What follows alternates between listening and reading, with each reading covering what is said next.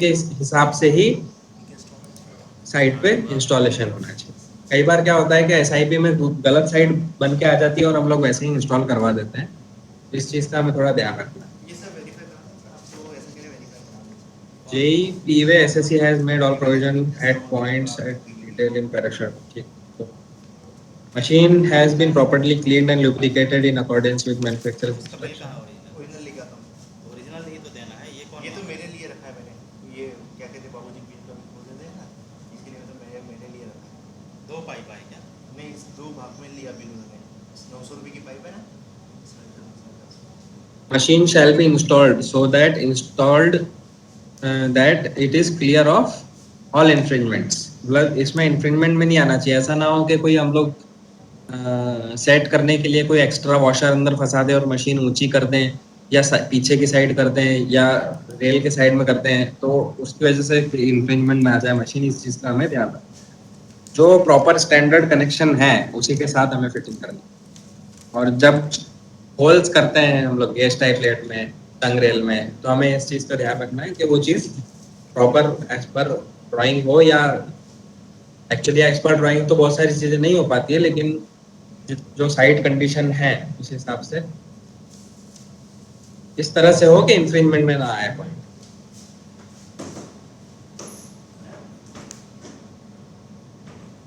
जो tell cable है उसकी लेंथ जो है सबसे कम होनी चाहिए, जितनी हो सके कम हो वो अच्छा है। ऐसा ना हो कि लोकेशन कहीं और है दूर जाके फिर वो वापस केबल आ रही है, ऐसा कई बार देखने को आया है। स्पेशली जब हम लोग केवल लोकेशन बॉक्स में टर्मिनेट कर रहे हैं केबल और डायरेक्ट पोर्ट बॉक्स जहाँ इंस्टॉल नहीं कर रहे हैं वहाँ पे ये प्रॉब्लम्स आ रही हैं।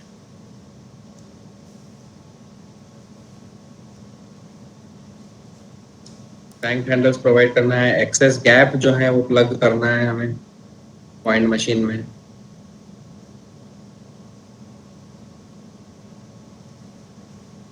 बाकी तो ये जो रेगुलर हम लोग करते हैं वही है। Machine shall be hand cranked to the end of the stroke to close the tongue rail। 19.3.4 वाला देखिएगा। Adjustment of detector contacts, ensure that detector contact just make in 1.6 mm gauge। A gauge test of 3.25 shall be inserted between the switch rail and stock rail at distance of 150 mm from door switch। The detector connection of the closed switch shall be adjusted till the appropriate detector contacts are just broken। The same shall be repeated at the other end। मतलब जो जो हम लोग P6 में करते हैं वो इस चीज का लिखा है कि भाई क्रैंक हैंडल का जो यूज है वो करके 3.25 में जस्ट ब्रेक करना है, 1.6 में पूरा मेक करना है, 1.5 mm में पूरा ब्रेक रखना है।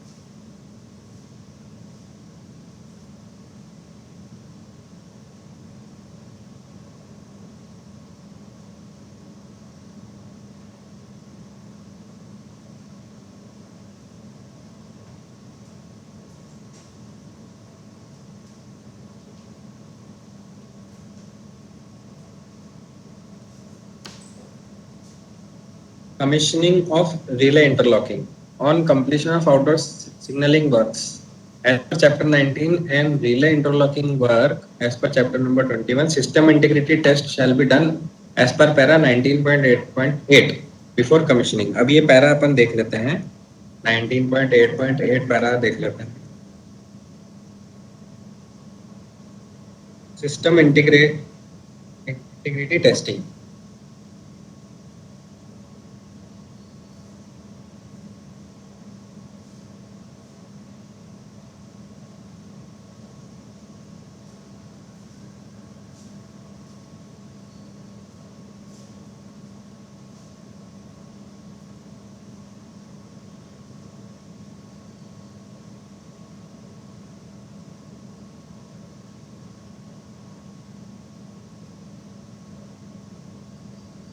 This is a complete test involving both indoor। इसके पॉइंट्स आप नोट कर लीजिएगा, ये काफी इंपॉर्टेंट पॉइंट है। जब भी हम लोग कोई कमीशन करते हैं एज एन एएसटी भी आप कोई पॉइंट कमीशन करते हैं, ये इंटरव्यू में भी मुझसे पूछा गया और एग्जाम में भी ये काफी इंपॉर्टेंट है। तो सिस्टम इंटीग्रिटी टेस्टिंग का मतलब जो जो भी हम लोग वो सिलेक्शन टेबल टेस्ट करते हैं या कमीशनिंग के पहले जो भी XYZ टेस्ट करते हैं वो उसको सिस्टम इंटीग्रिटी टेस्ट कहते हैं। और उसमें इंक्लूड होता है क्रॉस टेबल भी। क्रॉस टेबल किसी को डाउट है क्रॉस टेबल क्या होता है क्या नहीं होता है? स्पेशली टेलीकॉम वाले जो हैं वो थोड़ा पूछ लीजिएगा क्या होता है क्या नहीं होता है।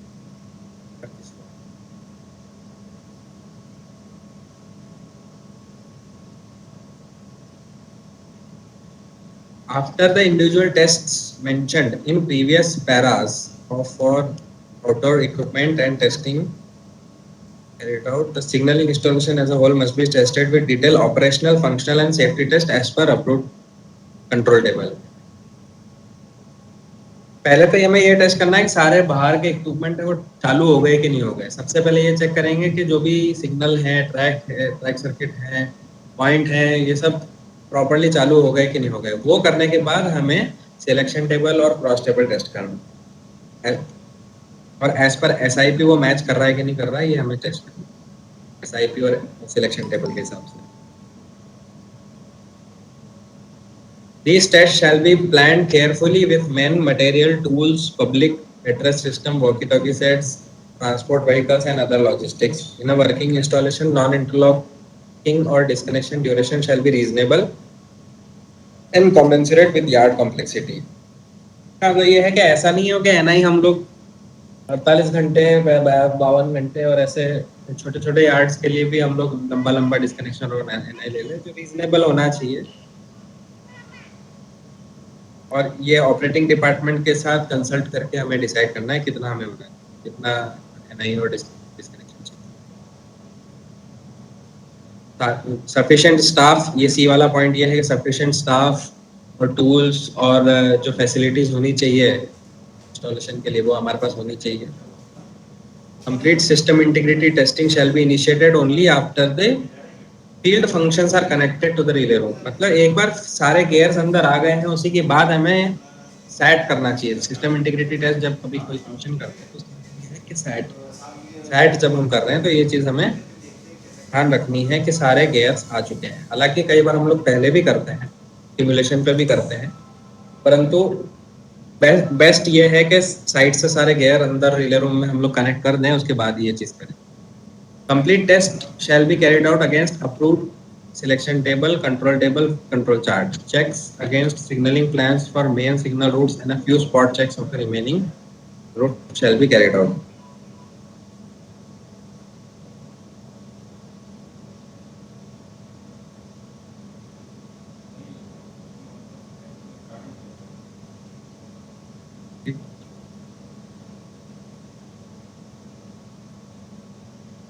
फील्ड करस्पॉन्डेंस टेस्ट, इसका मतलब यह है कि साइट पे ट्रैक पिकअप है तो यहाँ पिकअप बता रहा है, साइट पे ट्रैक फेल है तो ट्रैक फेल यहाँ बता रहा है। सिग्नल का एस्पेक्ट जो साइट पे बता रहा है वही वीडियो पे या पैनल पे बता रहा है या नहीं बता रहा है। ये चीजें हमें ध्यान रखनी है। एक एक गियर का, हर एक गियर का हमें करस्पॉन्डेंस देखना है और जो भी त्रुटि मिलती है उसमें उसको हमें तुरंत अटेंड करवाना है। कई बार ऐसा होता है कि येलो की जगह ग्रीन लगा दिया, ग्रीन की जगह येलो लगा दिया, बहुत मल्टीपल लाइंस रहती है तो 3 लाइन की जगह 4 लाइन के रूट LED जल गई है। तो ये सब चीज़ों का हमें बहुत ध्यान रखना पड़ता है। नॉर्मल की जगह रिवर्स पॉइंट तो नहीं है, ट्रैप पॉइंट में प्रॉब्लम प्रॉपर है कि नहीं है। जनरली क्या है, कार्स में जब पॉइंट होते हैं तो ऐसा साइड पे देखने को लगता है कि वो पॉइंट नॉर्मल है लेकिन वो एक्चुअली रिवर्स हुआ होता है। तो इस चीज का ध्यान रखना है कि जो साइड पे करस्पॉन्डेंस दे रहा है वो प्रॉपर दे। सिग्नल कंट्रोल सर्किट्स 19.8.8 बस इतना ही था। तो नेक्स्ट आगे बढ़ते हैं। Recommended pre-commissioning checklist is given in at annexure 21A2.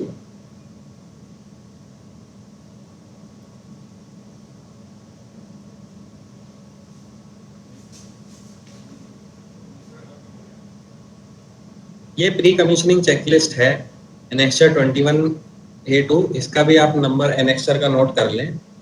ये प्री कमीशनिंग के पहले ये हमारे पास सारे भर जाने चाहिए। अप्रूव्ड कॉपी ऑफ ईएसपी है कि नहीं, अप्रूव्ड कॉपी ऑफ एसआईपी है या नहीं, signed copy of SWR with SWRD, approved track bonding plan, track circuit bonding plan, approved cable route plan, cable core plan, PCM approval on for right hand side signal, जो अभी मैंने आपको बताया था। Terminal yard के लिए PCM का approval चाहिए आता है, टर्मिनल यार्ड है तो वो उसका अप्रूवल दे दें। Condonation of infringing signals and other signalling.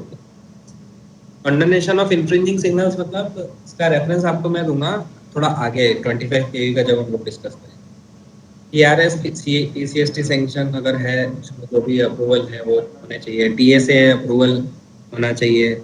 तो ये जो चेकलिस्ट है, इसके हिसाब से ये चेकलिस्ट जो है आप भर लीजिए जब भी आपको कमीशन करना है।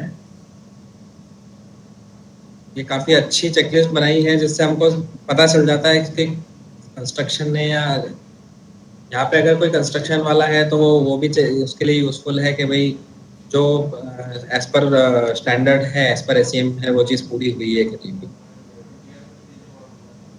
इसमें लिखा है note above list is only indicative given as guideline but not exhaustive. मतलब इसमें हो सकता है और भी पॉइंट हम लोग ऐड कर सकते हैं, जरूरी नहीं है कि केवल इतने ही पॉइंट रखें।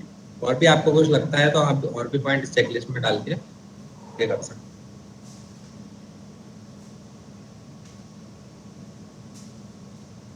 प्रोसीजर, हम नेक्स्ट चैप्टर पे आते हैं। अभी ये चैप्टर 7 खत्म हुआ है। यहाँ तक आपको कोई डाउट है?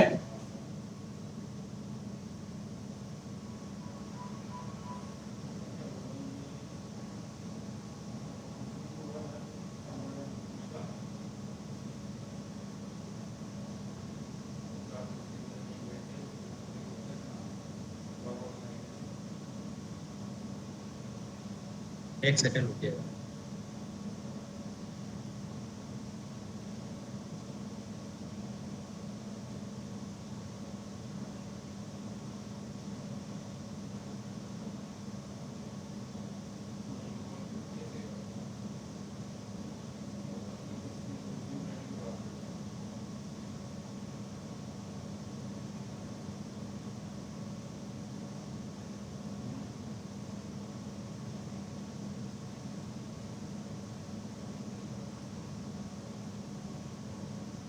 Chapter 9, procedure for commissioning of signalling installations.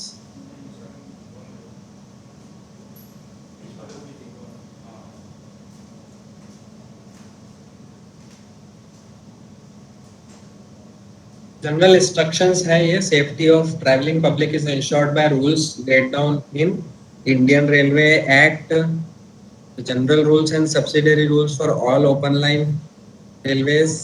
मतलब ये है कि जो भी रूल्स हैं हमारे, रूल्स एसओडी है, जीएंडएसआर है, इंडियन रेलवे एक्ट है, उसके अकॉर्डिंग हम लोग इंस्टॉलेशन करें ताकि कोई इशू ना हो।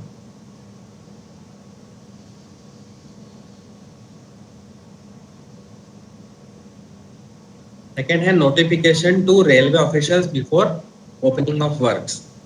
ये कोई भी हमने कमीशन किया है स्टेशन तो उसके लिए हम लोग एक्सएक्सआर मैसेज भेजते हैं। उसके रेफरेंस में बता रहा है कि जो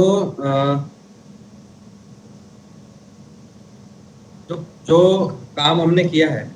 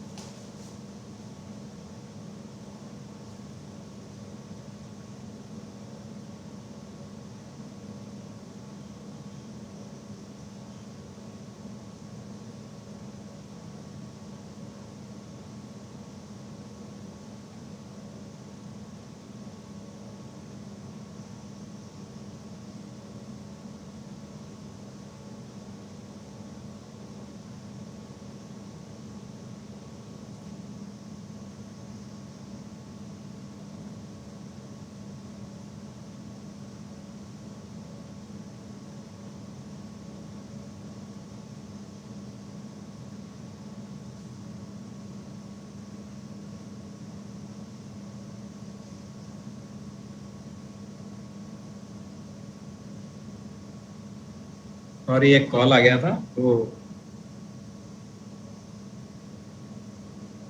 नोटिफिकेशन टू रेलवे ऑफिसर। हाँ, तो जब भी हम लोग कोई काम को कमीशन करते हैं, कोई भी वर्क को कमीशन करते हैं, तो उसके पहले हमें एक्सएक्सआर मैसेज देना है सभी जो भी ऑल कंसर्न्ड हैं उसको, ताकि वो उस जो नया सिस्टम वर्किंग में आया है उसको ऑपरेटिंग डिपार्टमेंट यूज कर सके और सभी जो संबंधित लोग हैं उसको सूचित कर सके।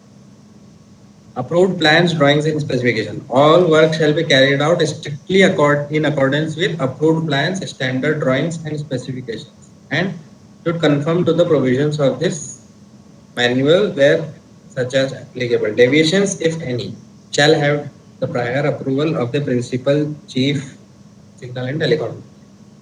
All deviations shall be marked on the completion drawings and forwarded to the PCST for correction of tracing and issued of revised plans. यानी जो भी कमीशनिंग हम कर रहे हैं, जो भी स्टेशन कमीशन कर रहे हैं, LC gate commission, axle counter commission कर रहे हैं, कुछ भी आप कमीशन कर रहे हैं तो एज पर अप्रूव्ड ड्राइंग ही होना चाहिए और जो आईआरएस या आरडीएस की स्पेसिफिकेशन है उसके हिसाब से उसका इंस्टॉलेशन होना चाहिए। यदि कोई चेंज आया है एज पर साइट कंडीशन तो उसको अप्रूव कराना। ये काफी इंपॉर्टेंट पॉइंट है second 9.5 1.5 joint inspection and handing over of new assets. अभी पूरे वेस्टर्न रेलवे में सब जगह बहुत सारे काम चल रहे हैं, कहीं डबलिंग हो रहा है, कहीं आरई हो रहा है, कहीं बेस कन्वर्जन हो रहा है। तो ऐसे में जो ओपन लाइन है खासकर उसे ध्यान रखना है कि वो शुरू से इन्वॉल्व रहे और शुरू से इन्वॉल्व रहने के साथ साथ वो काम की प्रोग्रेस को इस तरह से मॉनिटर करे कि उसे डेफिशिएंसीज पता रहे। क्योंकि पहले से अगर इन्वॉल्व नहीं रहते हैं तो क्या होता है कि जैसे केबल डल गई एक बार, फिर उसके बाद उसको प्रॉपर देखना कि यार इसकी डेप्थ क्या थी, इसमें कोई कमी तो नहीं है, कोई केबल में किंक तो नहीं है, केबल कम तो नहीं डली है। ये सब प्रॉब्लम फिर बाद में फेस करना बहुत मुश्किल होता है। जब केबल डल रही है या कोई इंस्टॉलेशन हो रहा है, जब तभी हम लोग ये सब काम देख लें और उसकी डेफिशिएंसीज नोट करते रहें। तो ये पैरा ये कहता है कि joint inspection by divisional open line and construction work executing agency both at SSC level and officer level shall be carried out before taking up the non interlock. NI work के पहले ये सारे inspection हो जाने चाहिए ताकि अंदाजा लगे कि एनआई एप्लीकेशन जब हम लोग प्रोसेस करते हैं, एनआई एप्लीकेशन मतलब नॉन इंटरलॉकिंग की एक एप्लीकेशन हम लोग पीसीएसटी को भेजते हैं अप्रूवल के लिए कि हम लोग नॉन इंटरलॉकिंग के लिए तैयार हैं। तो उसके पहले कम से कम इतना काम रेडी होना चाहिए कि हम लोग नॉन इंटरलॉक लेने के लिए तैयार हैं। मतलब उसके पहले जो भी काम हम कर सकते हैं नॉन इंटरलॉकिंग के पहले वो हो चुका या हो जाएगा। The non-interlocking of stations or commissioning of any signaling work shall be undertaken after items considered essential for safety or trains operations are completed। मतलब वही कहने का मतलब ये है कि जब तक सेफ्टी ऑफ ट्रेन्स इंश्योर हो गई है, ऐसे काम हो चुके हैं, तब तक उसके बाद ही हम लोग एनआई के लिए आगे बढ़े। Within 15 days of commissioning of signaling works, another joint inspection both at SSC in charge and officer level by divisional open line and construction or work executing agency shall be undertaken। 15 दिन बाद commission हुआ है, उसके 15 दिन बाद फिर से एक जॉइंट इंस्पेक्शन करना है। 15 दिन के अंदर अंदर फिर से एक जॉइंट इंस्पेक्शन करना है। उसमें कुछ ऐसे आइटम कैटेगरी ए और बी में डिवाइड करने हैं कि जो इमीडिएटली हमें करने हैं कैसे भी करके, क्योंकि कई बार ओपन लाइन वो चीज़ करने में पॉसिबल नहीं होती है। तो ये मतलब इमीडिएटली जो हैंडिंग ओवर के पहले जो आइटम्स हैं वो, और कैटेगरी बी में वैसे आइटम जो छोटे छोटे आइटम्स हैं जो इतने इंपॉर्टेंट नहीं है सेफ्टी से रिलेटेड या जिससे काम चल जाएगा, वो थोड़े दिन बाद हम लोग कर सकते हैं। तो जब भी हम लोग जॉइंट इंस्पेक्शन करें उसको दो कैटेगरी में बांटें। Items which shall be complied before handing over, मतलब हैंडिंग ओवर के पहले आपको एनी हाउ वो आइटम कंप्लाई करते हैं। सेकेंड कैटेगरी वो जो आइटम्स लिस्ट डाउन होंगे, कुछ ओपन लाइन भी कर सकता है, कुछ कंस्ट्रक्शन भी कर सकता है। ऐसे आइटम जो हैं जनरली कंस्ट्रक्शन ही सारी चीज़ें कंप्लाई करनी चाहिए, बट कुछ होते हैं जैसे कंस्ट्रक्शन के पास आजकल स्टाफ नहीं रहता है, तो वो पैकिंग वगैरह हो रही है मशीन की, तो उसमें हम लोग थोड़ी help. All the new signaling equipment and associated gadgets shall be handed over, taken over within 2 months period after commission. मतलब 2 महीने अगर हो गए हैं, आपको 2 महीने में जब भी कमीशन हुआ है स्टेशन, तो आपको 2 महीने में बहुत ध्यान रखना है कि अब जो भी कमियां हैं हम लोग उनको बताते रहें, रिमाइंडर देते रहें कंस्ट्रक्शन को, और जो कंप्लायंसेस हम करा सकते हैं वो करवा लें। 2 महीने बाद इट विल मेंटेनेंस की रिस्पॉन्सिबिलिटी डिविजनल ओपन लाइन की होगी, परंतु जो कंप्लायंसेस है वो तो फिर भी उन्हें करनी है। इसका मतलब ये नहीं है कि 2 महीने बाद वो बिल्कुल करेंगे नहीं, कंप्लायंसेस तो उनको देनी है कंस्ट्रक्शन, लेकिन फिर भी मेंटेनेंस की जिम्मेदारी ओपन लाइन की होगी। In order to ensure that handing over, taking over signalling assets is accomplished in a smoother manner, specific handing over, taking over procedure detailed in annexure 9A/7। इसको देख लेते हैं 9A/7 क्या है।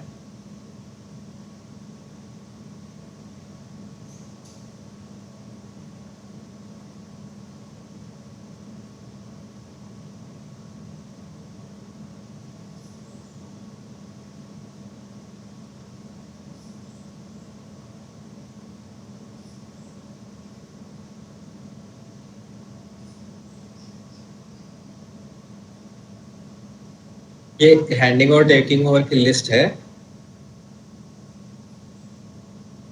तो ये आइटम्स चेक कर लें और जॉइंटली साइन करवा लें, ताकि हम लोग कोई कॉन्फ्लिक्ट ना रहे। अगर कोई डेफिशिएंसीज है तो वो नोट डाउन करके ऑन पेपर ले लेना।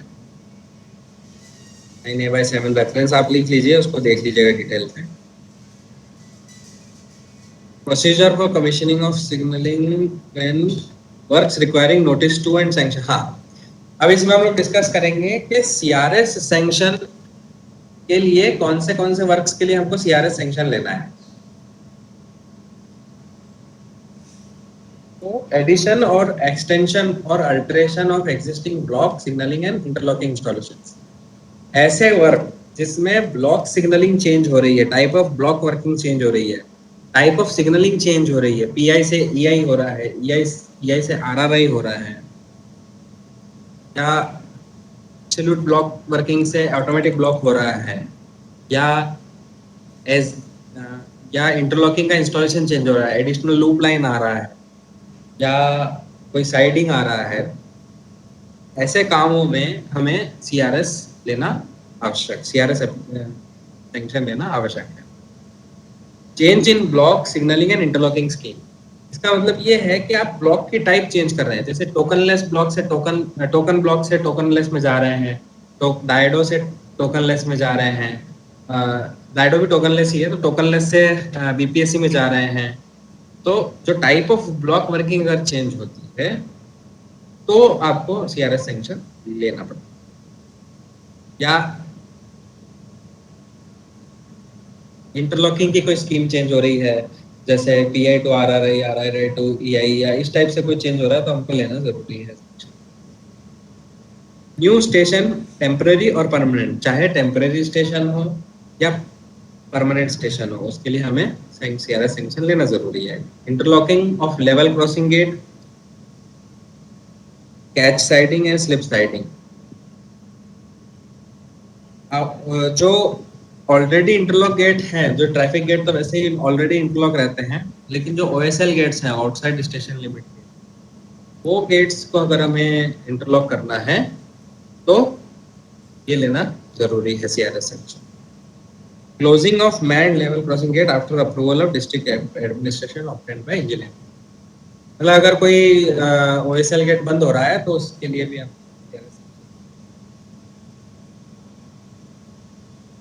अब ये ऐसे 9.2.2 में ऐसे वर्क्स हैं जिनके लिए जो सेफ्टी एनहांस करते हैं, लेकिन सीआरएस सैंक्शन की जरूरत नहीं है।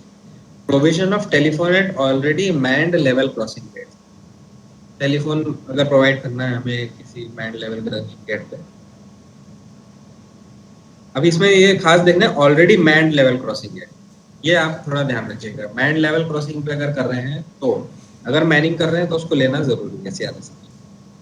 provision of electrical and mechanical lifting barrier including emergency interlocking arrangement. MLB to ELB कर रहे हैं या interlocking arrangement, emergency interlocking arrangement like slide boom, जो ऑलरेडी इंटरलॉक गेट है, ऑलरेडी इंटरलॉक गेट में हम लोग MLB टू ELB कर रहे हैं या ELB टू MLB कर रहे हैं, ले रहे हैं, तो उसके लिए जरूरत नहीं है। उसके लिए लेकिन PCST सैंक्शन जरूरी है। Interlocking of existing LC gates within already existing interlock station yard by signals on the same or shifted location. मतलब कोई ट्रैफिक गेट है उसके लिए अलग से हमें जरूरत नहीं है, या शिफ्टेड ऑलरेडी इंटरलॉकिंग गेट है उसके लिए CRS सैंक्शन की अलग से जरूरत नहीं। ये थोड़ा सा कट गया है। प्रोविजन ऑफ ऑल रिप्लेसमेंट और modification of signalling assets without any change in yard layout, यानी कोई पॉइंट मशीन बदलना है, कोई ट्रैक सर्किट की जगह एक्सेल काउंटर लगाना है, एक्सेल काउंटर की जगह डुअल डिटेक्शन लगाना है, डुअल एक्सेल काउंटर लगाना है, तो उसके लिए हमें PCST सैंक्शन की जरूरत है, लेकिन CRS सैंक्शन की जरूरत नहीं। Replacement of block instrument by any other approved type of block instrument, इसमें ये ध्यान रखना है कि ब्लॉक वर्किंग चेंज नहीं होनी चाहिए। ये पॉइंट कंफ्यूजिंग है। जो ब्लॉक टाइप की वर्किंग है वो चेंज नहीं होना चाहिए। आप अप्रूव्ड एक टाइप के ब्लॉक इंस्ट्रूमेंट से दूसरे टाइप के, जैसे जो सेल वाले यूनिवर्सल BPSC होते थे उससे आप UFSBI में जाएंगे तो आप वो कर सकते हैं, लेकिन टोकनलेस से टोकन से टोकनलेस में जाएंगे तो उसके लिए लेते। तो सर ये USSBI लगाने के लिए परमिशन जरूरत है PCST की। PCST की ना? ओके ठीक। आप लेकिन इसके पहले कौन सा इंस्टॉल्ड है उसके ऊपर डिपेंड करता है। ना ब्लॉक इंस्ट्रूमेंट है ना, SG ब्लॉक इंस्ट्रूमेंट है, अभी उसमें UPSC लग रहा है, UFSBI लग रहा है, तो उसमें कुछ की परमिशन लेंगे? जैसे SG है तो SG हाँ। से SG जो है उसमें आपने ब्लॉक वर्किंग चेंज हो रही है, ब्लॉक वर्किंग जिसमें चेंज हो रही है ना। ब्लॉक वर्किंग कहाँ चेंज हो रही है? एब्सोल्यूट ब्लॉक नहीं, जैसे अपन ने SG से हमने किया, SG के साथ में UFSBI लगा हुआ है पहले से, या क्या है? नहीं लगा हुआ है ना, अब तो लगा उसके रहे हैं साथ सब। में SG के साथ में UFSBI लगा रहे हैं, हाँ उसमें जरूरत नहीं है। अच्छा, वही तो हो रहा हूँ। ठीक सर। उसमें जरूरत नहीं है। लेकिन जैसे लेकिन NBT अगर आप NT2 ब्लॉक पैनल चेंज करेंगे, ब्लॉक पैनल चेंज करेंगे? अच्छा हाँ। जैसे UFSBI के साथ ब्लॉक पैनल लगाएंगे तो फिर आपको अच्छा, वो अगर ब्लॉक पैनल लगाएंगे तो फिर जरूरत है हाँ किसकी किसकी किसकी लेनी पड़ेगी? PCST की ना? CRS PRS की? ओके ठीक है। PCST सैंक्शन तो आपको लेना ही है हाँ वो तो UFSBI लेना है, लगाने के लिए। हाँ। PCST थ्रू आगे। ओके ठीक है ठीक है। Okay. Replacement of block instrument without any change in system of block working. देखिए ये जो सिस्टम ऑफ ब्लॉक वर्किंग है ना, ये इम्पोर्टेंट है। जैसे एब्सोल्यूट से ऑटोमेटिक हुआ, या जो जो नॉन नॉन ब्लॉक था उसमें ब्लॉक वर्किंग किया है, तो सिस्टम ऑफ ब्लॉक वर्किंग में अगर चेंज होता है तो हमें PRS सैंक्शन लेना है। प्रोवाइडिंग ऑफ PI रूट के interlocking in non passenger line section. यहाँ पे नॉन पैसेंजर लाइन सेक्शन है, वहाँ पे CRS का सैंक्शन नहीं लिखते होना चाहिए। ये थोड़ा डाउटफुल है, ये थोड़ा डिस्कस करना पड़ेगा नॉन पैसेंजर लाइन, क्योंकि इसमें अभी रिसेंटली कुछ चेंज भी आया था। ये हम लोग नेक्स्ट सेशन में इसको डिस्कस कर लेंगे। ये H नंबर पॉइंट नोट कर लीजिए, तो थोड़ा नेक्स्ट में हम लोग डिस्कस करेंगे, मैं पता करके बताता हूँ। Changing from control panel to control terminal और वीडियो इन इंटरलॉकिंग, मतलब जैसे आपने control panel to control video लगा रहे हैं तो उसमें कोई CRS सैंक्शन की जरूरत नहीं है। वीडियो प्रोवाइड कर रहे हैं तो PCST सैंक्शन से चलेगा। जैसे कई जगह पहले कंट्रोल पैनल हुआ करते थे EI में, उसकी जगह हम लोग वीडियो दे रहे हैं तो उसमें कोई जरूरत नहीं CRS।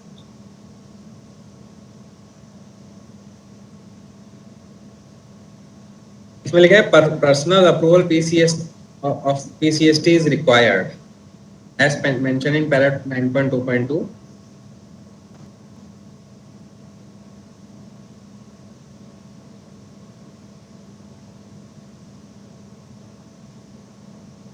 जब भी हम लोग पीसीएसटी एप्लीकेशन भेजते हैं तो हमें ये चीजें ध्यान रखनी है कि all relevant documents that are prepared by field units for commissioning of works would be submitted to PCST for sanction. मतलब जो भी डॉक्यूमेंट्स हैं वो प्रॉपर सबमिटेड हो।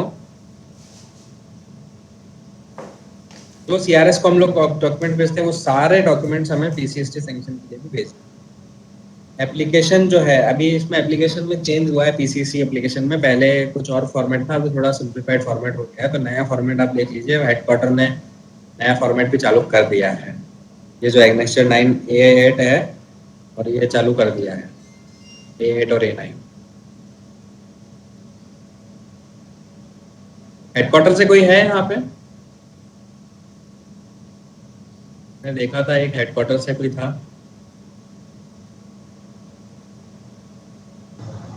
अभी ये बात कर रहे थे ना गोंडोले जी। कौन? मैं वो सर प्लानिंग में बनता है। क्या नाम है आपका?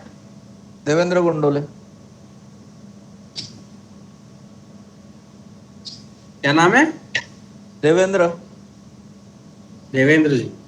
हाँ, तो हाँ जी। ये आप ये डील करते हैं क्या ये सब एप्लीकेशन से, पीसीएसटी एप्लीकेशन वगैरह से? नहीं, कभी पहले आते थे, अभी सर वो दूसरे को दिया है 3 साल से, तो मालूम है, थोड़ा सा थोड़ा मालूम, अंदाज मालूम। ये हेडक्वार्टर में थोड़ा ये पॉइंट का पता कीजिएगा ना कि प्रोवाइडिंग इलेक्ट्रॉनिक इंटरलॉकिंग के नॉन पैसेंजर लाइन पे सीआरएस सैंक्शन चाहिए या नहीं चाहिए? नया कुछ आया है क्या इसके अंदर? हाँ सर, देखना पड़ेगा पॉलिसी सर, मोस्टली नहीं चाहिए होगा, चाहिए होगा सर, मोस्टली चाहिए। नहीं चाहिए सर, नॉन पैसेंजर लाइन के लिए। नॉन पैसेंजर लाइन के लिए नहीं चाहिए, ठीक है, इसको कंफर्म कर लेंगे, डिस्कस कर लेंगे।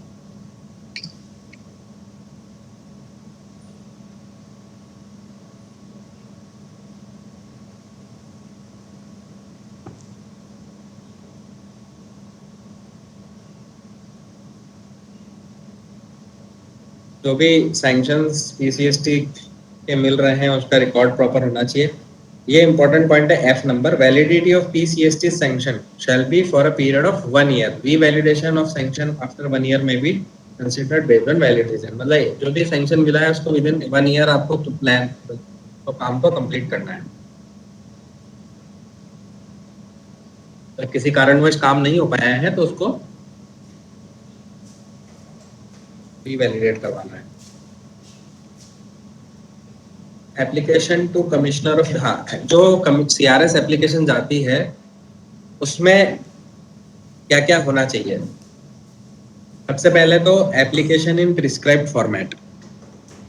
जो फॉर्मेट है सीआरएस एप्लीकेशन का एसईएम में नया आ गया है, लेकिन जो अभी जनरली प्रैक्टिकली जो पहले जो सैंक्शन का चल रहा है सीआरएस एप्लीकेशन का वही फॉर्मेट चल रहा है, हिंदी और इंग्लिश में। और उसमें खास बात हमें ये ध्यान रखनी है कि जो चीज़ें एप्लीकेबल नहीं है उसको हम लोग काट दें।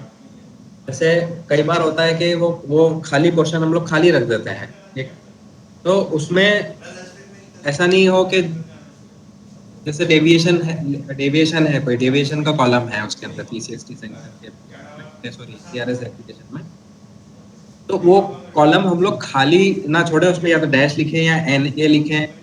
ये चीज़ें जो सीआरएस हैं वो देखते हैं बहुत ध्यान से कि ये कंप्लीट होना चाहिए एप्लीकेशन में।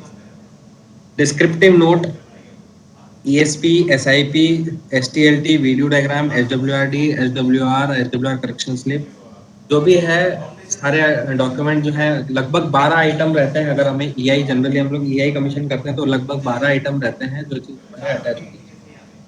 एक तो application, descriptive note, ESP, SIP, STLT, video diagram, SWR पूरा नया अगर स्टेशन है तो, या उसमें करेक्शन स्लिप है तो वो, और TSA और इत्यादि कोई आइटम और अगर सीआरएस ने डिमांड किया है तो। Approval of deviation mentioned in CRS application, मतलब अगर हमने कोई डेविएशन लिया है इस वर्क को करने के लिए, किसी वर्क को करने के लिए, तो उसका एक कॉपी भी हमें साथ में रखना पड़ेगा। 3.077 का, जैसे ये 3.07 क्या है, combining of signal. Combining of signal का हमने अगर सीआरएस सैंक्शन लिया है तो वो उसकी सीआरएस का अप्रूवल लिया है तो उसको हमको साथ में अटैच करना पड़ेगा। 3.47 साइमल्टेनियस रिसेप्शन का डिस्पेंसेशन है। तो ये जो डिस्पेंसेशन है इसको डिस्पेंसेशन बोलते हैं। अप्रूवल डेविएशन मतलब डिस्पेंसेशन, जनरल टर्म्स में हम लोग उसको डिस्पेंसेशन बोलते हैं। जो डिस्पेंसेशन हमने लिए हैं वो अटैच होने चाहिए। Safety certificate, if the commissioner of railway safety decides not to inspect the work prior to opening, the engineer in charge shall submit the safety certificate in prescribed form signed by him prior to opening of works। अगर जो भी काम हमने commission किया है, अगर मान लीजिए जो CRS एप्लीकेशन हम भेजते हैं तो CRS अगर उसमें लिखते हैं कि हमें I will inspect the work, generally doubling work होता है या कोई ऐसा वर्क होता है, मेजर वर्क होता है, उसी में CRS एप्लीकेशन में वो लोग लिखते हैं कि आई विल इंस्पेक्ट। लेकिन मोस्टली कोई गेट कमीशन कर रहे हैं या कुछ कर रहे हैं तो उसमें वो लोग जनरली नहीं करते। वो पहले से CRS एप्लीकेशन जब जाती है तो उसमें अप्रूवल में लिख के आता है कि इंस्पेक्शन विल बी डन और नॉट।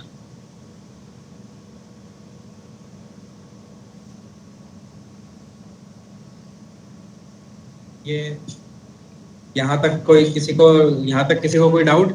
एक वो पॉइंट, उसके अलावा पॉइंट हम लोग डिस्कस कर लेंगे नेक्स्ट सेशन में। यहाँ तक किसी को डाउट है?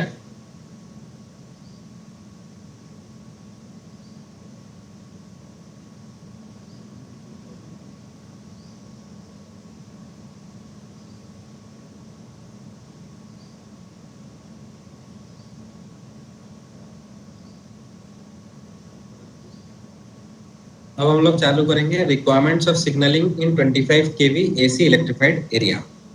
अब जब RE एरिया होता है तो 4 चीजें हमारे सिग्नलिंग को इफेक्ट करती है। फर्स्ट है visibility of signal due to OHE structure. Second है electrical clearance of signalling due to live OHE close by. Third है ट्रैक्शन रिटर्न करंट और electrostatic induction and electromagnetic induction.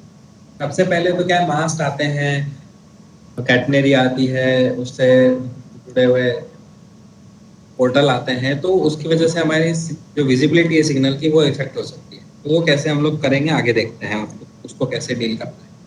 फिर इलेक्ट्रिकल क्लियरेंसेस ऑफ सिग्नल्स, मतलब जो live part है OHE का, उससे signalling equipment की दूरी वो प्रॉपर होनी चाहिए। उसको कैसे हम लोग करना है वो। ट्रैक्शन रिटर्न करंट का क्या इफेक्ट रहता है? ट्रैक्शन रिटर्न करंट मोस्टली हमारे ट्रैक सर्किट को ज़्यादा इफेक्ट करता है, तो उससे कैसे बचेंगे हम लोग वो चीज़ देखेंगे। Electrostatic induction and electromagnetic induction, जब भी कोई लाइन पैरेलल में जाती है 25 kV की, तो उसकी वजह से क्या इफेक्ट हमारे सिस्टम में पड़ सकता है, या कितने पैरेलल डिस्टेंस तक हम लोग हमारा इक्विपमेंट बिना कटिंग के लगा सकते हैं, ये चीज़ हम लोग डिस्कस करें।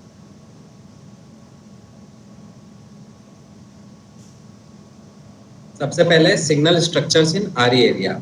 Colour light signal shall be used in electrified areas। RE जहाँ पे भी करना है हमें तो ओनली CLS ही यूज करेंगे, मैकेनिकल सिग्नल्स नहीं यूज करेंगे, सेमाफोर सिग्नल नहीं यूज करेंगे। Clearances for safety. In matter of electrical clearances, the fundamental rule to be observed is that no one is allowed under normal conditions to approach closer than 2 meters। 2 metre से कम में कोई भी equipment या आदमी नहीं आना चाहिए। यह हमारा फंडामेंटल रूल है। लाइव पार्ट OHE की लाइव पार्ट से 2 मीटर के अंदर में कोई भी इक्विपमेंट या पर्सन नहीं आना चाहिए, और या उसके बॉडी पार्ट नहीं आना चाहिए। If any portion of the signaling post or fittings where signaling staff have to work falls within 2 meters of live conductor or any metal part electrically connected to the conductor, such portion shall as far practical be protected by iron screening of approved design। अगर 2 metre के अंदर आ रहा है, कोई छोटा सा भी portion आ रहा है 2 मीटर के अंदर में, तो हमें उस जनरली सिग्नल ही आता है। इतना ऊंचा पार्ट हमारा केवल और केवल सिग्नल ही होता है। तो सिग्नल है उसको हमें आयरन मैश से उसको कवर करना है, और उस मैश को रिजिडली कनेक्ट करना है उस स्ट्रक्चर से और उसकी अर्थिंग इंश्योर करनी है. If for any reason it is not practical to provide protective screening, as mentioned above, the caution board of approved design shall be provided on the signal. मतलब at the height of 3 metre. अगर किसी वजह से हम लोग protective screening नहीं दे पा रहे हैं तो एक कॉशन बोर्ड जरूर लगाना है कि ये इन्फ्रिंज कर रहा है ये सिग्नल और इस पे इससे दूर रहें या इस पे जब भी काम करना है तो हम ब्लॉक लेके काम करें. इनफैक्ट जो फर्स्ट पॉइंट है जिसमें मैश दे रखा है उसमें भी हमें ब्लॉक लेके ही काम करें तो बेटर है. बेटर क्या है करना ही है आपको. जैसे विद इन 2 मीटर जो आ रहा है उसमें आपको ब्लॉक लेके ही काम करना है टीआरडी का. The SSC JE signal shall explain this instruction to the staff working under them and ensure that they are correctly complied with.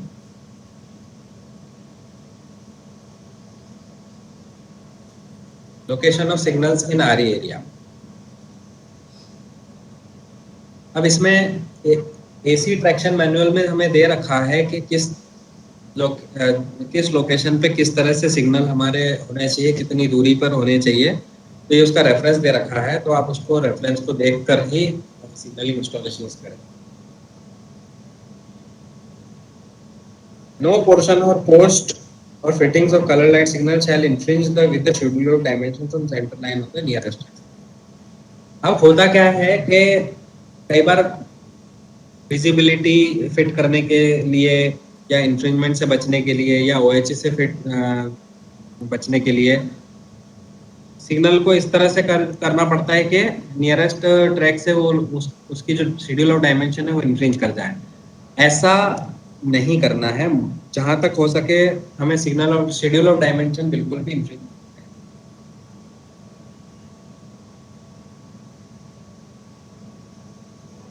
ये इंपॉर्टेंट पार्ट है as far as signaling is concerned. Maximum length of parallelism. Length of any signaling line circuit must be limited to ensure that induced voltage from traction system does not exceed 400 volt under normal condition. If necessary, line circuits must be sectionalized where line circuits give line side enclosures or buildings in different directions. This could give rise to continuous circuits of such length that limits of induced voltage above. मतलब कुल मिला के ये है कि 400 volt से ज़्यादा induction किसी भी हालत में डेवलप नहीं होना चाहिए. अगर कुछ ऐसा हो रहा है तो बीच में जैसे टेलीकॉम का अगर कोई होगा तो वो बता सकता है कि जो केबल रहती है उसमें इंडक्शन आता है तो उसमें बीच में हम लोग आइसोलेशन ट्रांसफार्मर प्रोवाइड करते हैं न्यूट्रलाइज करने के लिए. राइट. तो बीच बीच में आइसोलेशन ट्रांसफार्मर देते हैं उसको न्यूट्रलाइज करने के लिए और अर्थिंग करते हैं उसकी मैश की अर्थिंग करते हैं एलसी गेट्स पे और एलसी गेट्स पे भी आइसोलेशन ट्रांसफार्मर लगाते हैं.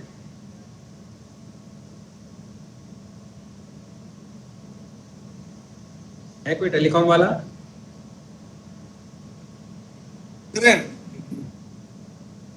एलसी गेट्स पे लगाते हैं हम लोग ना सर. एलसी गेट पे नहीं होते, वो 18 किलोमीटर पे होते हैं. 18 किलोमीटर पे. अच्छा हाँ राइट. 18 किलोमीटर पे और हट होती हैं. हाँ लेकिन एलसी गेट्स पे हम लोग अर्थिंग जरूर करते हैं.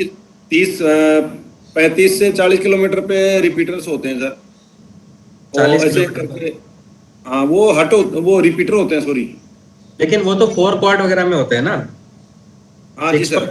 जरूरी है नहीं सर, ये जो अपने इमरजेंसी सॉकेट हैं या फिर कोई ऐसा कोई पॉइंट जहाँ पे टेपिंग करनी है तो वहाँ तो हम ऑलरेडी आइसोलेशन ट्रांसफार्मर प्रोवाइड करते ही हैं.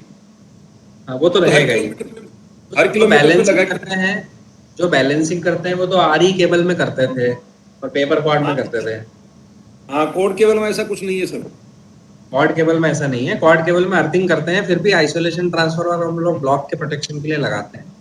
जैसे ब्लॉक में इंडक्शन किया है तो ब्लॉक के प्रोटेक्शन के लिए हम लोग जो ब्लॉक की सर्किट है उसके अंदर आइसोलेशन ट्रांसफार्मर लगाते हैं. आइडियली जरूरत नहीं होनी चाहिए बट फिर भी प्रोटेक्शन के लिए लगाते हैं. जी sir.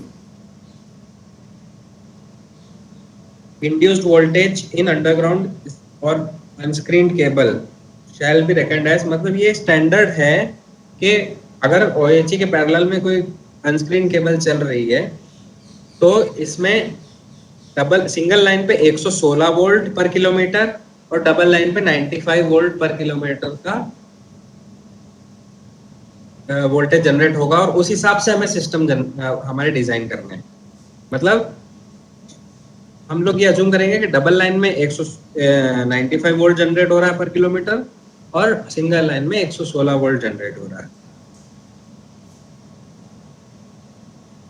When such circuits are terminated on relays equipment, their immunity shall not be less than 400 volt AC. Length of feed cable terminated on relay shall be suitably used depending on AC immunity. हाँ, जैसे ये मैंने जो बताया आपको कि 95 volt पर kilometre, अब अगर लेंथ ऑफ पैरेललिज्म मान लीजिए 1 किलोमीटर दूर है हमारा कोई इक्विपमेंट जिसे हमें ऑपरेट करना है, कोई सिग्नल है जिसे हमें 1 किलोमीटर दूर है, तो वहां तक 95 वोल्ट जनरेट हो जाएगा। अब हमें ये देखना है कि जो रिले हम लोग लगा रहे हैं उसको ऑपरेट करने के लिए, उसकी एसी ह्यूमिडिटी 95 वोल्ट से ज्यादा है कि नहीं है, या अगर कोई सिग्नल 2 किलोमीटर दूर पे है डबल लाइन में, तो उसकी हो जाएगी 190 वोल्ट जनरेट हो जाएगी। तो उसकी एसी ह्यूमिडिटी कितनी है, अगर उसकी एसी ह्यूमिडिटी बराबर है तो हम लोग उसको लगा सकते हैं, या एडिशनल हमें फिर उसके अरेंजमेंट करने पड़ेंगे।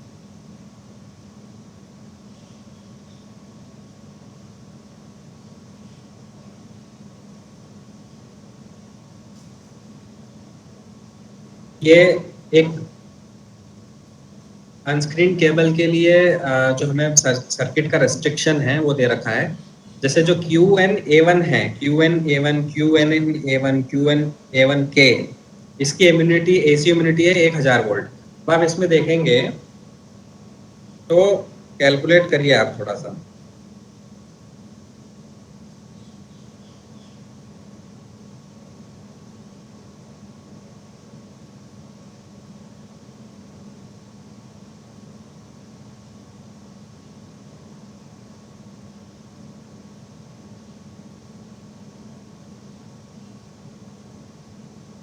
जो 1000 किलोमीटर 1000 की वोल्ट की जिसकी एसी यूनिटी है, उसमें maximum length of DC track circuit की जो लाइन रिलेज हैं के पैरेललिज्म की लेंथ है। ये डीसी ट्रैक सर्किट की लेंथ नहीं बता रहा है, ये उसके केबल की लेंथ बता रहा है कि जिसमें QNA1 यूज किया है हम लोग 2.1 किलोमीटर तक सिंगल लाइन में और डबल लाइन में 2.8 किलोमीटर तक QNA1 का यूज कर सकते हैं। अगर नहीं है तो हमें फिर उसको रिपीट कराना पड़ेगा।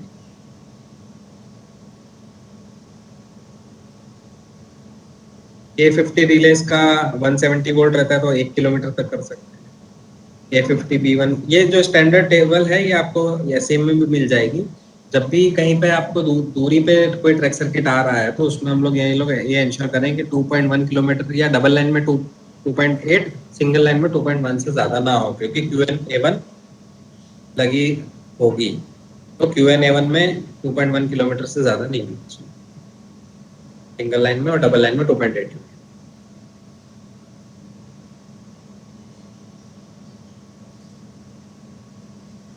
आजकल मोस्टली QNA1 और QNNA1 और QNA1 ही यूज हो रही है, तो मोस्टली आपको पहला वाला ही काम आएगा। मैक्सिमम परमानेंट लेंथ और direct feed of signal shall be as B. Maximum direct feed मतलब जैसे सिस्टम में HR पिकअप हुई, जो रिले रूम है उसमें से HR पिकअप हुई और उसको 110 वोल्ट AC जो एक्सटेंड हो रही है, वो डायरेक्ट LED पे जो टर्मिनेट होगी उसकी बात कर रहे हैं हम लोग। तो अगर 180 मीटर्स के पास 180 मीटर से दूर सिग्नल है सिंगल लाइन में या डबल लाइन में 220 मीटर उससे दूर है, तो हमें एक कटिंग इन अरेंजमेंट करना पड़ेगा। हमें रिपीटर रिले लगा के फिर उस रिपीटर रिले के थ्रू 110 वोल्ट DC हमें सिग्नल को फीड करना पड़ेगा। ये पॉइंट सबको समझ में आ गया? ये इंपॉर्टेंट पॉइंट है।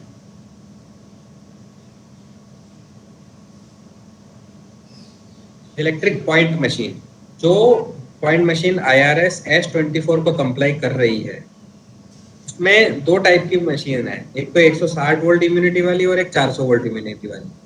तो जो 160 वोल्ट इम्यूनिटी वाली है उसमें सिंगल लाइन में आप 910 मीटर तक ही लगा सकते हैं और डबल लाइन में 1100 मीटर तक ही आप मशीन लगा सकते हैं। नहीं तो आपको या तो मशीन चेंज करनी पड़ेगी या कटिंग इन अरेंजमेंट लगाना पड़ेगा।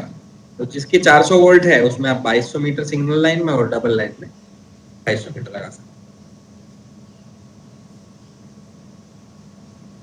आज के लिए इतना ही था इस पोर्शन में।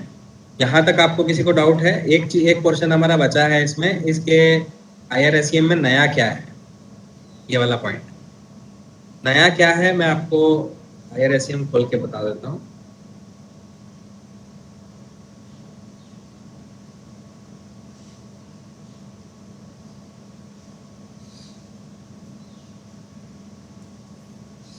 ये जो पोर्शन है, for speeds in excess of 15 kmph direction type route indicator for up to 3 diversion line in any side of the down main line or direction type route indicator with LED matrix for more than 3 diversions on any side of the main line।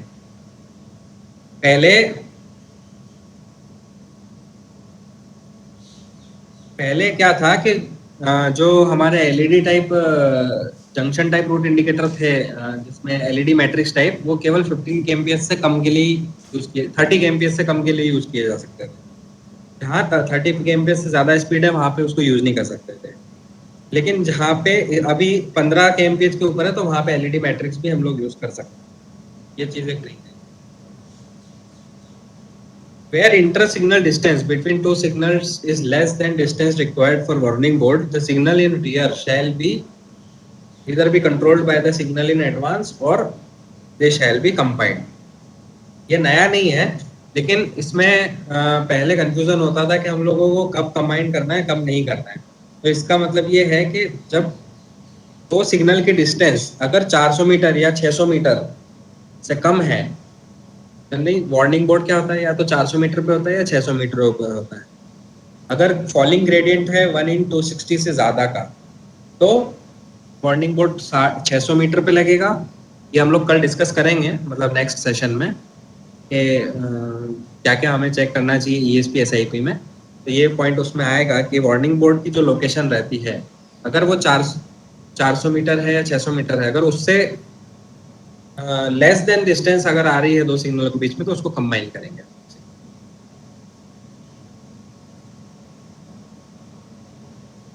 Obstruction test का इसमें दिया है 5 mm का ही दे रखा है केवल। ये एक चीज नहीं है, signal pass at danger mitigation. अब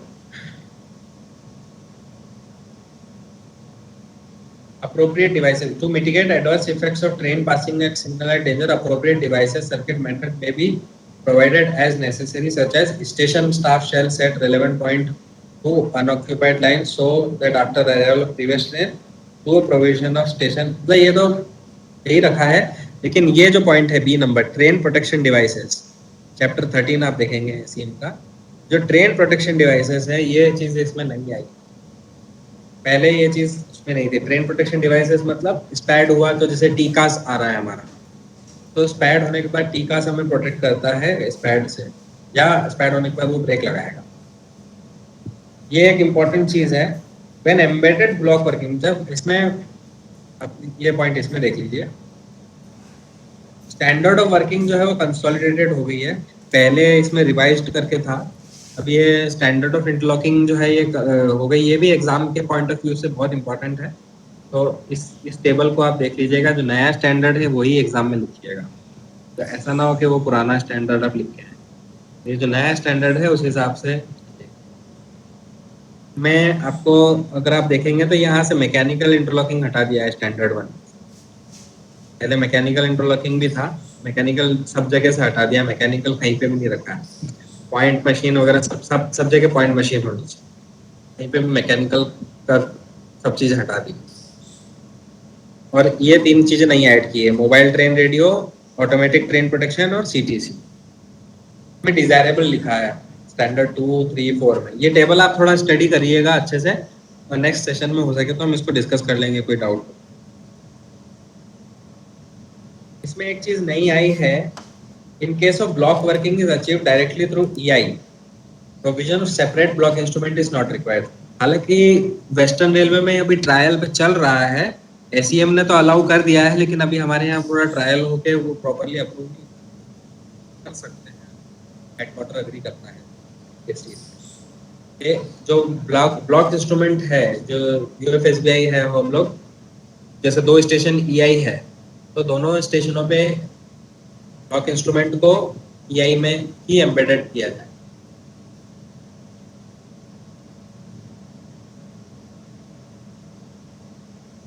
ये चीज attention aspect on home signal shall be provided. Generally home signal pay attention नहीं होता है, कॉशन, डेंजर और प्रोसीडी होता है, या रूट, और साथ में रूट होते हैं।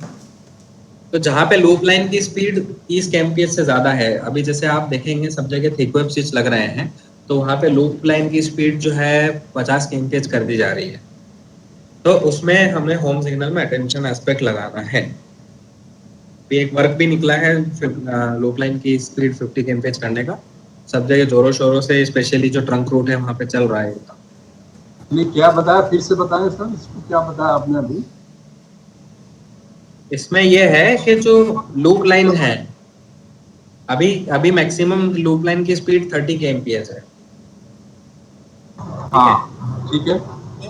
तो इसको हम लोग एनहेंस कर रहे हैं, जैसे थिक वेब स्विच लगा के थिक वेब स्विच में लूप लाइन की स्पीड 50 kmph कर सकते हैं, राइट? ठीक है। तो जो 50 kmph स्पीड करना है, तो जो होम सिग्नल है उसमें कॉशन के साथ में अटेंशन एस्पेक्ट भी हमको डालना पड़ेगा। अगर 15 kmph स्पीड 50 kmph कर रहे हैं, 50 kmph कर रहे हैं, उसके कंप्लायंस में हमें होम सिग्नल को अटेंशन देना पड़ेगा। अच्छा, विथ रूट? हाँ, ये तब होगा जब हम लोग, हाँ विथ रूट, लेकिन ये तब होगा जब रन थ्रू कर रहे हैं हम लोग। जैसे लूप लाइन में अगर गाड़ी रिसीव कर रहे हैं तो केवल कॉशन एस्पेक्ट विथ रूट ही आएगा, लेकिन अगर रन थ्रू कर रहे हैं गाड़ी तो फिर वो डबल येलो के साथ पास। तो ये बताने के लिए कोई स्टार्टर रन है, वो ये रखा है लूप लाइन का, ये लिखा है ना, attention aspect of home signal shall be provided for run through with speed more than 30 kilometre on loop line. मतलब लूप लाइन से रन थ्रू कर रहे हैं तो हमें ये चीज देखनी। अगर खाली रिसीव कर रहे हैं तो? रिसीव कर रहे हैं तो अटेंशन ही रहेगा, अटेंशन नहीं, caution with yellow, caution with route. ठीक है। लेकिन ये 50 kmph जो है, जहाँ 50 kmph के लिए अप्रूवल ले रहे हैं, वहीं पे हमें ये करना है। अभी सब जगह नहीं करना है, ऐसा नहीं है कि थिक वेब स्विच लगा दिया तो वहाँ डबल एस्पेक्ट कर देंगे, डबल येलो कर। यहाँ पे इंजीनियरिंग में प्रपोज किया है कि इसकी लूप लाइन की स्पीड 50 kmph की जाए। नहीं, तो इसके लिए CRS सैंक्शन की जरूरत लेना पड़ेगा। ठीक है।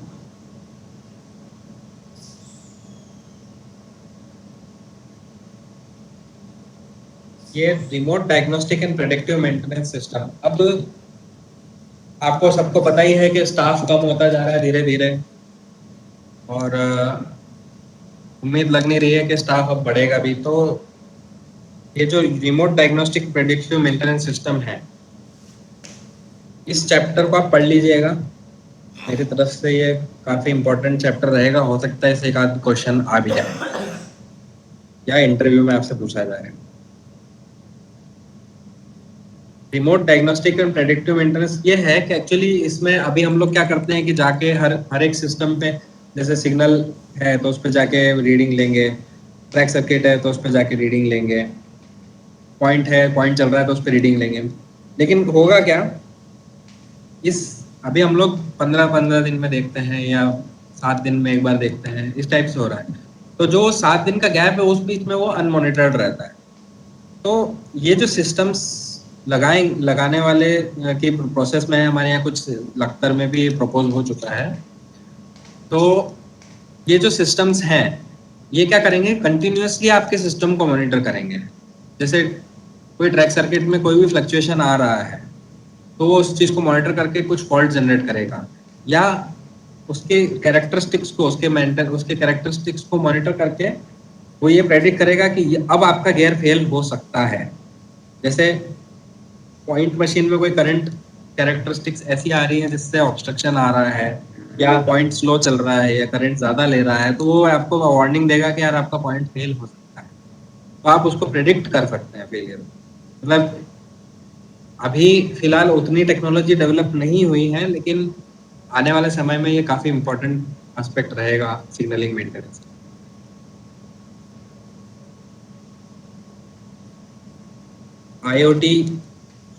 आईओटी भी एक एडवांस टेक्नोलॉजी है जिसमें जैसे इसमें आप डायग्राम देखें, signal IoT device, point machine, track circuit, IPS, ये सब का एक डेटा कॉमन गेटवे के थ्रू अब इसमें टेलीकॉम का रोल बढ़ने वाला है सिग्नलिंग में। जैसे जैसे लोग एडवांस कर रहे हैं बढ़ता जाएगा, धीरे धीरे सिग्नलिंग का रोल कम हो जाएगा, केवल पॉइंट बचेंगे, फिर टेलीकॉम इंजीनियर ही सारा सिग्नलिंग संभालेंगे। फिर ये जो सिग्नल डिवाइसेस हैं फील्ड के, उनका डेटा जो है एक गेटवे के थ्रू एक सर्वर पे आएगा। सर्वर के थ्रू जो सॉफ्टवेयर है वो सॉफ्टवेयर में आएगा। वो सॉफ्टवेयर प्रेडिक्ट करेगा कि आपका सिस्टम कब फेल हो सकता है, सिस्टम कब आपका क्या बोलते हैं डिटोरेट हो रहा है, कब उसके रिप्लेसमेंट की जरूरत है। तो ये चीज़ें हालांकि बहुत डिफिकल्ट है इसका लॉजिक डेवलप करना, और ये हो सकता है प्राइवेट कंपनियों में किसी ने किया हो, फॉरेन में शायद चलता भी है ये सिस्टम। तो ये काफ़ी इम्पोर्टेंट एस्पेक्ट है नई टेक्नोलॉजी के साथ। नेक्स्ट, इसमें ये जो टेबल है एनेक्स्चर 14.1 का, ये एक्चुअली IRPWM से उठाया गया है। इसमें जो इंटरलॉकिंग है उसमें सी क्लास जो गेट है उसके भी इंटरलॉकिंग का आ गया है हमारे पास। जैसे सी क्लास मैंड है, outside station limit should be interlock with gate signal in automatic block signal. Automatic में तो अभी भी हो ही रहा है।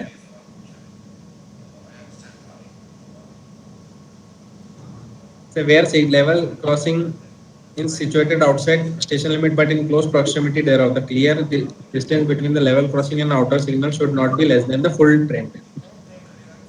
तो ये टेबल भी रिवाइज हुआ है, तो इसको आप थोड़ा सा पढ़ लीजिएगा।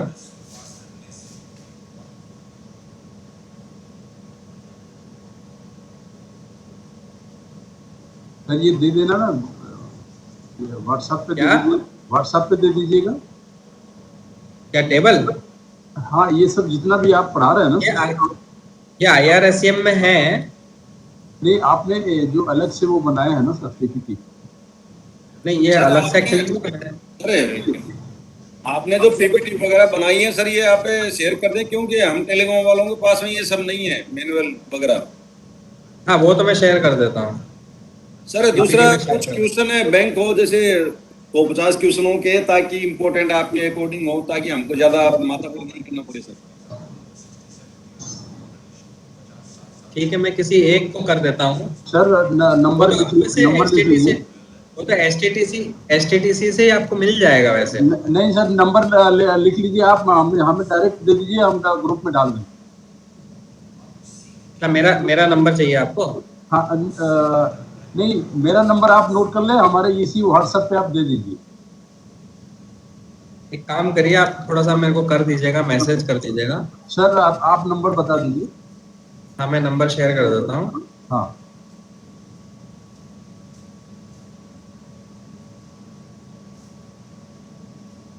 एक्चुअली वो प्रॉपर चैनल जाने में टाइम लग जाता है और फिर इधर डिले होता है, अपने लोगों को पढ़ने में डिले। ठीक है, ये मैंने भेज दिया है, और मैं ये आपको जो PPT है वो तो शेयर कर ही दूंगा।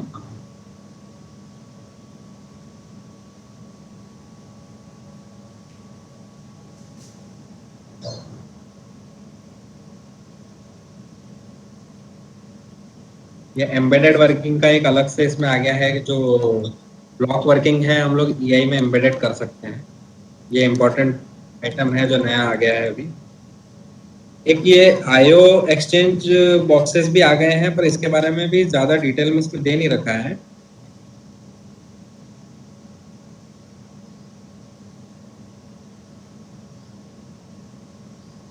देखिए ECH वाला पॉइंट है,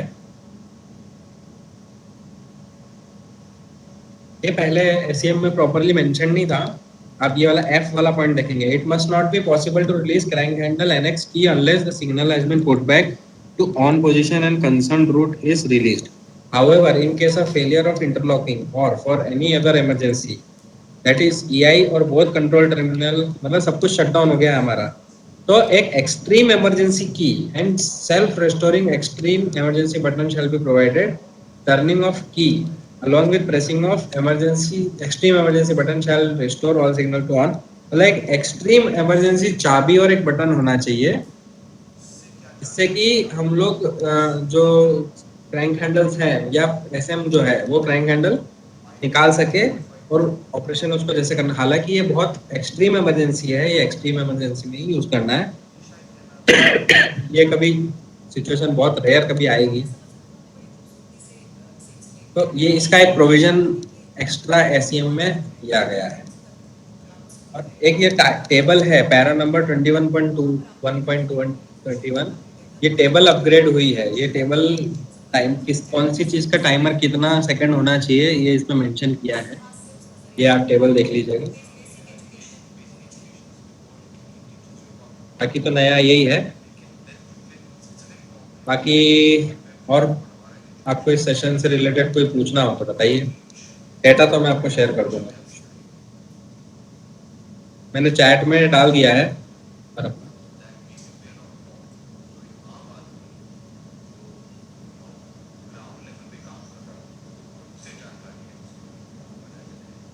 आज के सेशन से रिलेटेड किसी को डाउट हो तो बताइए।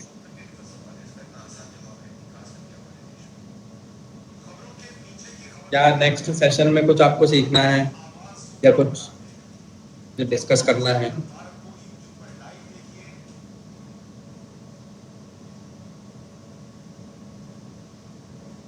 सर EI से कनेक्टेड कुछ और नई चीजें बताओ इसमें, जो क्वेश्चन आ सकता है हम लोगों को। EI से कनेक्टेड जैसे प्रॉपर EI से कनेक्टेड तो आपका तो ऑब्जेक्टिव ही होगा ना इसमें केवल। हाँ ऑब्जेक्टिव ही होगा, उसी से कनेक्टेड जो चीजें बताएं। तो EI से रिलेटेड डिटेल में जैसे मेक वाइज तो मुश्किल है कि कोई पूछेगा। नहीं, जो नॉर्मल क्वेश्चन बनते हैं जो सबके ऊपर लागू हो सकते हैं। EI में जैसे जो कम्युनिकेशन अरेंजमेंट रहता है OFC का, उसके बारे में कोई पूछ सकता है।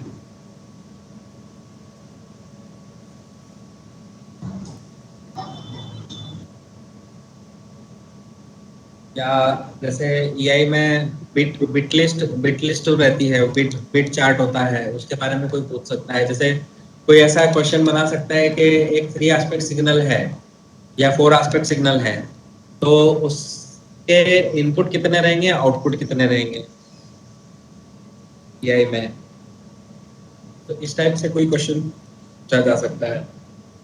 या इस टाइप से पूछा जा सकता है कि EI के इसके लिए कौन से डॉक्यूमेंट की जरूरत है, लिख देगा TSA की जरूरत है और 2-3 ऑप्शन दे देगा था। फिर उसके बाद जैसे PCST अप्रूवल के लिए इससे रिलेटेड क्वेश्चन पूछ लेगा कि EI के किस काम के लिए PCST अप्रूवल की जरूरत है। इस टाइप से कुछ क्वेश्चन पूछे जा सकते। बाकी तो आपको क्वेश्चन बैंक में पता चल ही जाएगा। क्वेश्चन बैंक अगर चाहिए तो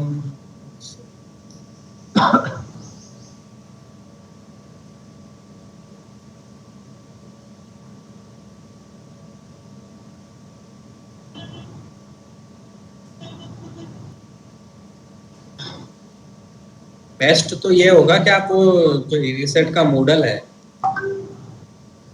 वो कर लीजिए।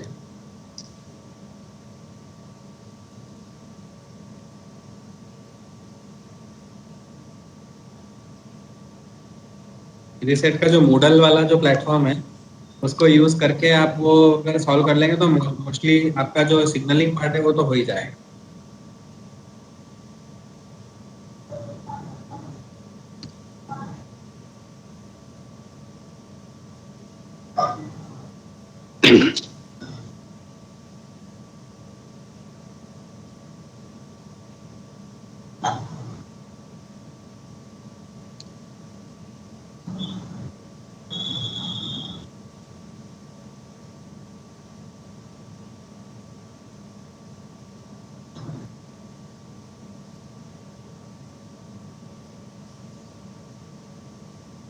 ये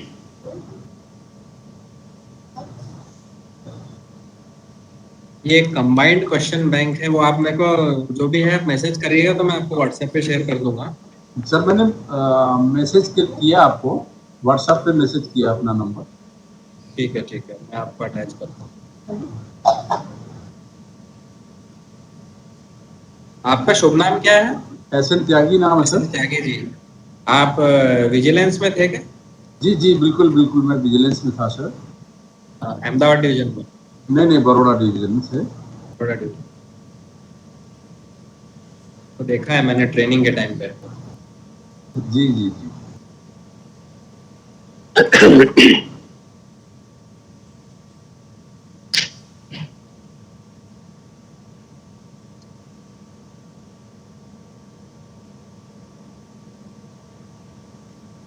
ये आप शेयर कर दीजिएगा, एएसटी का सैंपल क्वेश्चंस हैं। बिल्कुल ये मेरे ख्याल से आप सॉल्व कर लेंगे तो लगभग आपका सारी प्रिपरेशन हो जाएगी। इसमें कुछ क्वेश्चन के आंसर्स गलत भी हैं, ऐसा नहीं है, मतलब शायद आंसर दे भी नहीं रखे होंगे मैंने, तो कुछ जो मैंने मार्क कर रखे हैं वो हैं और कुछ हो सकता है गलत भी हो। थोड़ा एक बार वेरीफाई करिएगा, इन क्वेश्चंस रेफर करने के लिए सही है। जी जी।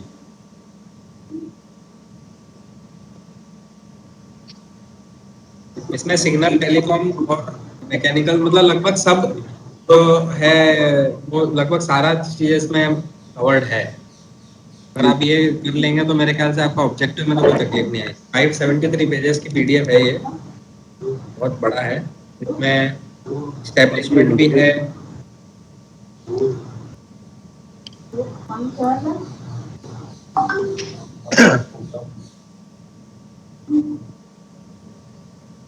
मैंने ग्रुप में डाल दिया सर।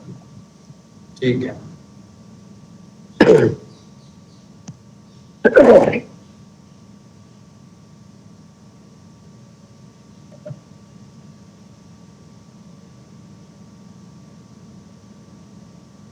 ठीक है, अभी 10 मिनट बाकी हैं तो एक बार इंट्रोडक्शन कर लें थोड़ा। इंट्रोडक्शन तो हो नहीं पाया, मैंने सोचा कि थोड़ा जल्दी स्टार्ट कर देते हैं। अपना अपना वीडियो ऑन करके एक बार थोड़ा सा बता दीजिए अपने बारे में।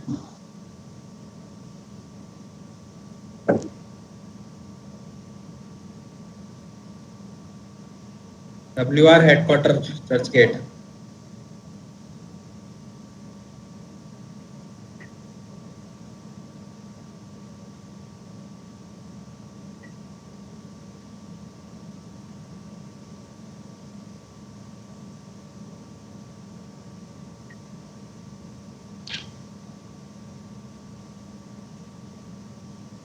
हेलो, कोई है?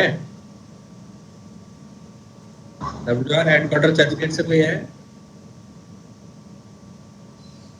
गुंडोली जी, देवेंद्र गुंडोली जी। वो दूसरे का आईडी दिखा रहा है, कोई होस्ट है ना वो। मैं तो हूँ, मेरा देवेंद्र गुंडोला आईडी है। देवेंद्र जी, एक बार अपना वीडियो ऑफ करके एक बार थोड़ा सा इंट्रोड्यूस करा दीजिए। आपका तो देवेंद्र जी रतलाम में लियन चलता है। हाँ बराबर है सर, रतलाम में लीन चलता है। तो आज से मैं हेडक्वार्टर में हूँ उसके रतलाम में। सत्यनारायण त्यागी जी की यस सर, मैं सेफ्टी काउंसलर हूँ सर। डिप्टी काउंसिलर कहाँ पे हैं? बड़ौदा में हूँ सर। बड़ौदा। जी। बढ़िया। मुरारी लाल मीणा जी? हाँ सर, मैं SIC से भरूच 2। आईसीसी में बलराम मीणा जी कहाँ हैं? वो भी भरूच में है, भरूच बने उनका भरूच SIC। में हाँ, net banking. Okay. Dayanand Ram ji? Sir नमस्ते। नमस्ते। Hajuram Meena. Okay. SIC telecom Bharuch. अच्छा, SSC टेलीकॉम में। जी सर। दयानंद राम जी? मैं बड़ौदा में हूँ, प्रताप नगर में। प्रताप नगर। केपी निर्मल जी तो इधर ही है, राजकोट डिवीजन में। सर राजकोट में सर। नमस्ते सर। राजकोट आएंगे तो हाँ मिलिएगा कभी, देख मिले नहीं है कभी। नहीं मिले हैं सर। कब? अभी करीब 1 महीना पहले जब गाड़ी में आए इंजन में सर आप बैठे थे। 1 महीना से ज़्यादा ही हो गया। सीएसटी साहब आए थे तब? हाँ हाँ जी sir.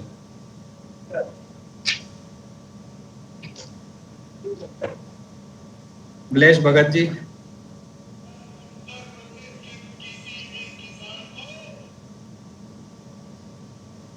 Kamlesh Bhagat ji.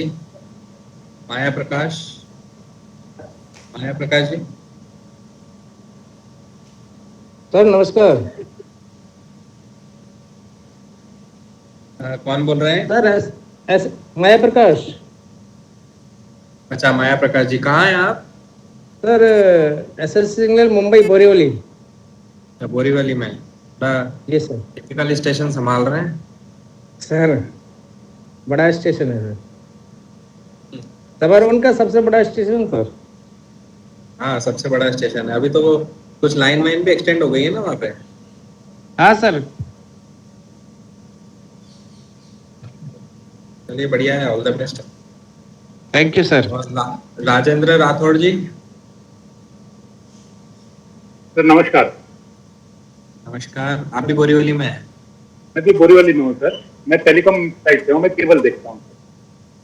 Okay. Signal engineering में। हाँ तो आज का आपको सेशन थोड़ा यूजफुल हुआ कि नहीं हुआ? राइट यूजफुल हुआ सर, बहुत कुछ जानकारी।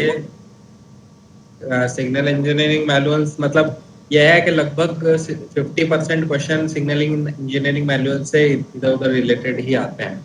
जी सर। मतलब या तो सिग्नलिंग इंजीनियरिंग मैनुअल से डायरेक्ट आएगा या उससे रिलेटेड कोई पोर्शन रहेगा, एसओडी या 25 केवी में किस तरह से काम करना है, वो सब 50% क्वेश्चन लगभग इसी से आते हैं। ऑल द बेस्ट सबको, ऑल द बेस्ट, और मिलते हैं नेक्स्ट सेशन में। मेरा नंबर मैंने शेयर कर ही दिया है, अगर आपको कोई मटेरियल चाहिए तो मैं दे दूंगा। राइट सर, ठीक है okay sir. Good day. Thank you sir.